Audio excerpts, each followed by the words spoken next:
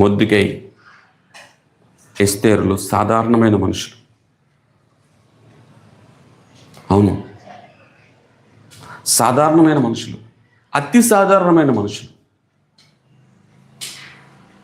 వాళ్ళు తన పరిస్థితుల్లో ఇప్పుడు దేనిని నియమిస్తున్నారంటే వాళ్ళు ప్రార్థన యొక్క దినాలను నియమిస్తున్నారు. ఎందుకు నియమిస్తున్నారు? వాళ్ళు విమోచన కొరకు, మనుషుల యొక్క రక్షణ కొరకు, దుష్టుడి చేతుల్లో పడిపోకూడదనే విధానంలో వాళ్ళు నిలబడి దానినే ఆజ్ఞగా చేస్తున్నారు. వాళ్ళు మనము మన జీవితంలో ఒక సాధారణమైన పరిస్థితుల నుండి మనము అసాధారణంగా ఆలోచించలేకపోవడానికి గల కారణం ఏంటో తెలుసా? మన జీవితంలో ప్రార్థన లేదు.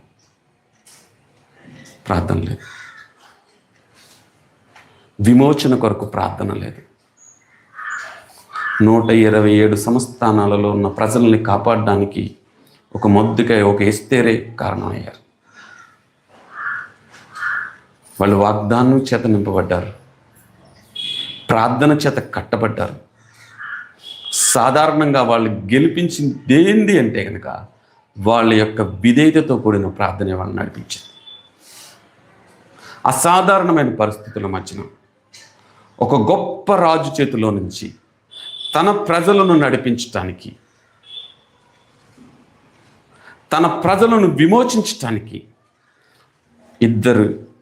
ఇద్దరు యొక్క ప్రార్థన వాళ్ళని విమోచించింది. ఆ రోజుతో అది వదిలేయలేదు. ఆ రోజుతో అది విడిచిపెట్టలేదు. వాళ్ళు దాన్ని ఏం చేశారంటే దాన్ని ఆజ్ఞగా తీసుకొచ్చారు. చూడండి, ఇశ్రాయేలులో ఒక నిబంధన తీసుకొచ్చేవాళ్ళు. ఉపవాసం ఉండి ప్రార్థన చేయాలా, విమోచన కొరకు కన్నీరు కార్చాలా. ఆలోచించేయండి, కన్నీరు కార్చాలా. ఎన్నడైనా మనకి మనసు ఉందా? ఆలోచించేయండి. ఎవరు ఏ దారి చూపిస్తే ఆ దారిని వెళ్తారు. ఎవరు ఏ మాట చెప్తే ఆ మాట ప్రకారం నడుచుకుంటారు. ఎవరు దేనికి లోబడమంటే దానికి లోబడతారు. ఇందాక అనుకున్నాం కదా, సత్యవాక్యమును అనగా మీ రక్షణ సువార్తను విని మనం నడుచుకోవట్లేదు.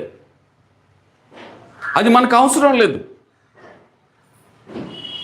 ప్రభు పాదాల దగ్గర పెట్టి ఆ అవసరతను తీసుకొచ్చి దేవునితో గోజాడి జయాన్ని సంపాదించుకోవాలనే మనసు లేదు ఈరోజు. చూడండి, మొర్దెకై అలా చేయలేదు, ఎస్తేరు అలా చేయలేదు. మనం ఎస్తేరు గ్రంథము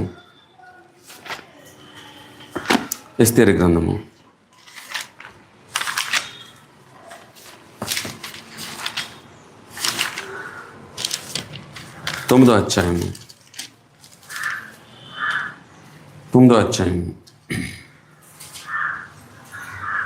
29వ వచనం.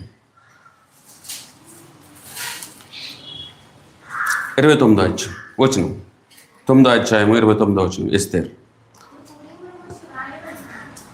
అప్పుడు పూరీమును గురించి రాయబడిన 2వ ఆజ్ఞను దృఢపరచుటకు అబీహయీలు కుమార్తె అయిను రాణి అయిన ఎస్తేరును యూదుడైన మొర్దెకైను ఖండితముగా రాయించిరి. చూడండి, ఇప్పుడు ఎన్ని అంశాలను మనం ఇక్కడ చూస్తున్నామంటే మనకి ఏమేమి కనపడుతున్నాయి చూడండి. అప్పుడు పూరీమును గురించి రాయబడిన ఈ 2వ ఆజ్ఞను దృఢపరచుటకు అబీహయీలు కుమార్తె అయిన రాణి అయిన ఎస్తేరు. ఏమన్నా సార్? అబీహయీలు ఎవరు? అబీహయీలు సాధారణమైన వ్యక్తి, రాజు కాదు, ఒక సాధారణమైన వ్యక్తి. ఆమె కుమార్తె ఇప్పుడు ఎలా నిలబడింది? ఆజ్ఞ ఇస్తుంది. ఎనికి ఆజ్ఞ ఇస్తుంది? 127 సంస్థానాలకి ఆజ్ఞ ఇస్తుంది. వాళ్ళు ఎలా ఆజ్ఞ ఇస్తున్నారు? ఖండితముగా ఆజ్ఞ ఇస్తున్నారు. మనకు వాక్యం ఎంత నొక్కి చెప్పినప్పటికీ, వాక్యాన్ని ఎంత వివరించుకుంటూ ప్రభు తీసుకువెళ్ళినప్పటికీ మనం అందులో దృష్టి లేదు. ఏమంటారు తెలుసా? ఇలా చెయ్యాలి కదా, నువ్వు ఇలా చెయ్యాలి కదా అని చెప్తావు. అలా చేస్తే నువ్వు దేని కొరకు నియమింపబడతావో ఆలోచన చేసుకో. చెప్పడం ఈజీయే, కానీ నువ్వు దేని కొరకు నిర్ణయించబడ్డావో కూడా ఆలోచన చేసుకో. వాక్యం ఏం చెప్తుందో దాని గురించి ఆలోచించే, వాక్యం ఏది నడిపిస్తుందో దాని గురించి ఆలోచించే, వాక్యానికి నువ్వు ఏ విధంగా లోబడాలో దాని గురించి ఆలోచించి. వాళ్ళు ఏమంటున్నారు? ఖండితంగా ఆజ్ఞాపిస్తున్నారు. నీకు విమోచన ఎక్కడి నుంచి వచ్చిందో తెలుసా? పరలోకం నుంచి వచ్చింది.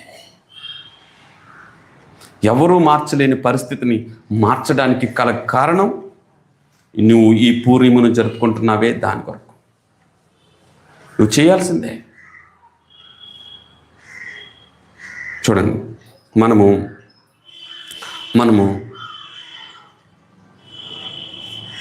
30వ వచనం చూద్దాం. మరియు యూదుడైన మొర్దెకైను రాణి అయిన ఎస్తేరును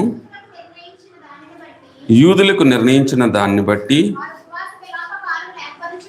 వాళ్ళు ఉపవాస విలాపకారములు ఏర్పరచుకుని అవి తమ మీదను తమ వంశము వారి మీదను ఒక బాధ్యతను ఎంచుకుని దాన్ని జరిగించదని ఒప్పుకున్న ప్రకారముగా. చూడండి, వాళ్ళు ఎలా చేస్తున్నారంట, వాళ్ళు ఎలా చేస్తున్నారు చూడండి. 30వ వచనానికి వచ్చినప్పుడు మళ్ళీ ప్రభు ఏం చేస్తున్నారు? రిపీట్ చేస్తున్నాడు. మరియు యూదుడైన మొర్దెకైను రాణి అయిన ఎస్తేరును యూదుల నిర్ణయించిన దాన్ని బట్టి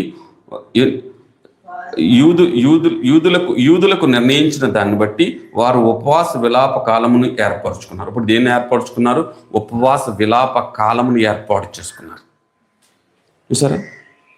ప్రభు ఇది ఎస్తేరు గ్రంథమే కాదంట్లా, ప్రతి వచనానికి వాళ్ళని ఎందుకు రిపీట్ చేస్తున్నాడో అర్థం కాలేదు నాకు. 29వ వచనంలో రిపీట్ చేశాడు వాళ్ళిద్దరి పేరుని, 30వ వచనంలో మళ్ళీ తీసుకొచ్చాడు వాళ్ళిద్దరి పేరుని. చూడండి, వాళ్ళు ఎంత బాధ్యతగా నడుచుకున్నారు. వాళ్ళు విలాప కాలమును ఏడవడానికి ఒక పరిస్థితిని, రోదన చేయడానికి ఒక పరిస్థితిని ఏర్పాటు చేసుకున్నారు. సంతోషించడానికి కాదు, సంతోషించడానికి కాదు. వాళ్ళు చేసిన పని ఏంటంటే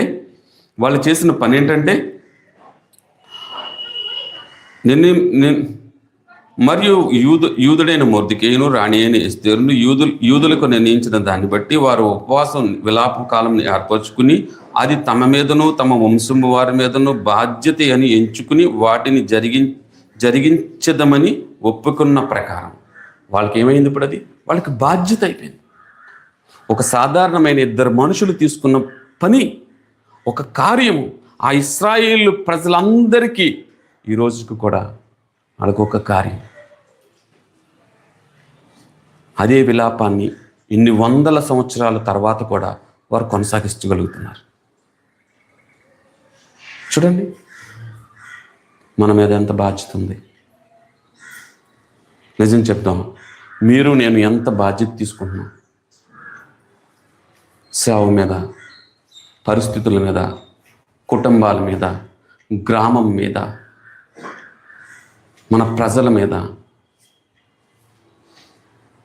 చూడండి, వాళ్ళకి బాధ్యత ఉంది. వాళ్ళు ఖండితంగా చెప్తున్నారు, మీరు చెయ్యాలని పాటించాలని చెప్తున్నారు. నీ బిడ్డలకి ఎన్నడైనా బోధించావా? నువ్వు ఇది కఠినంగా బోధించావా? ఖండితంగా చెప్పగలిగావా? మనం ఇది చెయ్యాలి, మనకి బాధ్యత ఉంది, ఈ నడిపింపుకు మనం లోనవ్వాలి అని లేదు. నువ్వు అలా బోధించడానికి నిర్ణయించుకోలేదు. నువ్వు అలా బోధించడానికి నిర్ణయించుకోలేకపోతున్నావు. కానీ ప్రభు ఏమంటున్నాడు? ప్రతి పరిస్థితిని మార్చడానికి క్రీస్తు యొక్క ఆత్మ మనకు ఉపయోగకరంగా ఉంటుంది.